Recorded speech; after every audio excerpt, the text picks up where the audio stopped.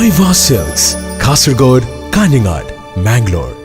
30 വർഷത്തിനിടെ ആദ്യമായി ഇസ്രായേലിലെ അറബ് പാർട്ടി പ്രധാനമന്ത്രി സ്ഥാനാർത്ഥിക്ക് പിന്തുണ പ്രഖ്യാപിച്ചിരിക്കുകയാണ്. 2 തവണ തിരഞ്ഞെടുപ്പ് നടത്തിയിട്ടും ഇസ്രായേൽ പാർലമെന്റിൽ ആർക്കും വ്യക്തമായ ഭൂരിപക്ഷം തെളിയിക്കാൻ വേണ്ടി സാധിച്ചിരുന്നില്ല.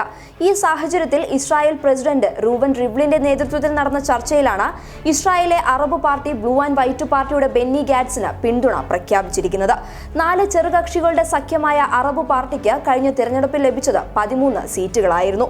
1992-ൽ വെസ്റ്റ് ബാങ്കിലെ പലസ്തീനികളുടെ സംരക്ഷണത്തിനായി പ്രവർത്തിച്ച ഇറ്റ്ഷെക് റാബിനെയാണ് അറബ് പാർട്ടി ഏറ്റവും അവസാനമായി പിന്തുണച്ചത്.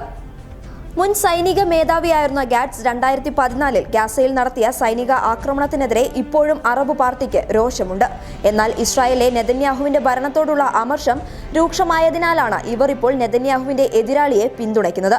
തിരഞ്ഞെടുപ്പ് പ്രചരണ ഘട്ടത്തിൽ അറബ് ന്യൂനപക്ഷങ്ങൾക്കെതിരെ വംശീയ ആരോപണങ്ങളും നെതന്യാഹു നടത്തിയിട്ടുണ്ടായിരുന്നു.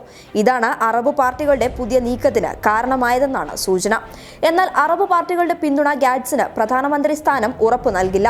അന്തിമ തീരുമാനം പ്രസിഡന്റിന്റേതാണ്.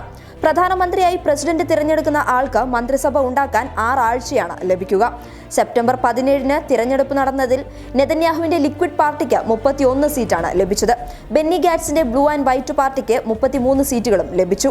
120 അംഗ പാർലമെന്റിൽ ആർക്കും ഭൂരിപക്ഷമില്ലാത്തതിനാൽ ചെറുകിട പാർട്ടികളുടെ നിലപാട് നിർണായകമാണ്. നേരത്തെ ബെന്നി ഗാറ്റ്സിനൊപ്പം സഖ്യ സർക്കാരിന് നെതന്യാഹു ഒരുങ്ങിയിരുന്നുവെങ്കിലും അഴിമതിക്കാരനായ നെതന്യാഹുമായി സഖ്യമില്ല എന്ന് ഗാറ്റ്സ് അറിയിക്കുകയായിരുന്നു. News desk public Kerala.